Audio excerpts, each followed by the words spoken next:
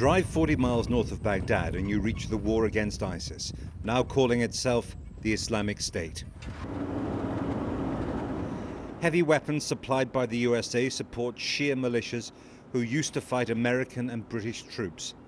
They stepped in when the Iraqi army collapsed after ISIS attacked.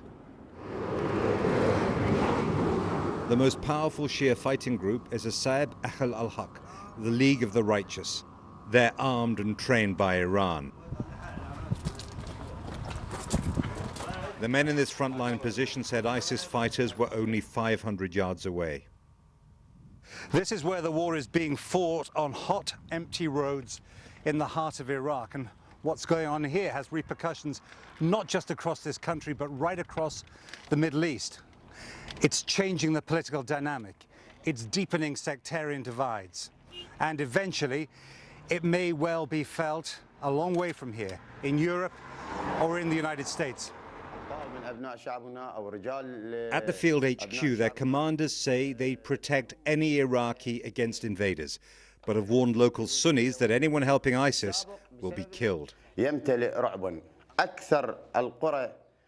We've had phone calls from most of the villages held by militants offering to surrender in exchange for their safety.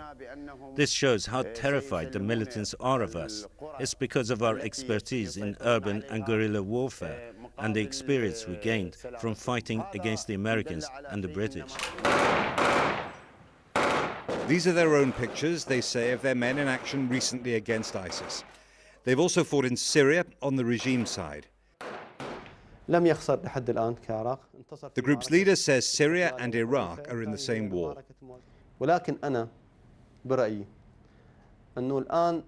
I think sending our men to fight in Syria was the right decision. Al-Qaeda has had a lot of practice in street fighting. If our guys hadn't got the experience in Syria, Al-Qaeda and ISIS could have taken Baghdad, and we wouldn't be sitting here now. At local checkpoints, the police defer to the militias. Most people here are Shia Muslims who believe ISIS would kill them if it could. ISIS are vampires who kill everybody, policemen, army soldiers, the innocent, and they're against the modern world. They might even ban cars, as the Prophet didn't use one. The local population here in the town of Bilad has been mobilized. Soldiers were coming to pick up food from this mosque. A fighter from a smaller Shia militia had, like many of them, spent years in American prisons in Iraq for fighting the Western occupation. We'll win, God willing. ISIS is a Jewish-Israeli movement established by a dirty hand to destroy Iraq.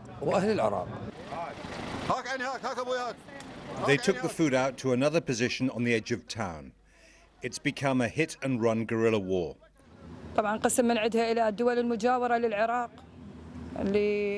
No one likes wars, but unfortunately Iraq was targeted by foreign conspiracy. I blame Saudi Arabia, Turkey and Qatar. Back in Baghdad, the paramilitary federal police handle much of the security. Guns dominate this country. Talk of a political deal to dilute the Shia ascendancy in the capital is getting nowhere.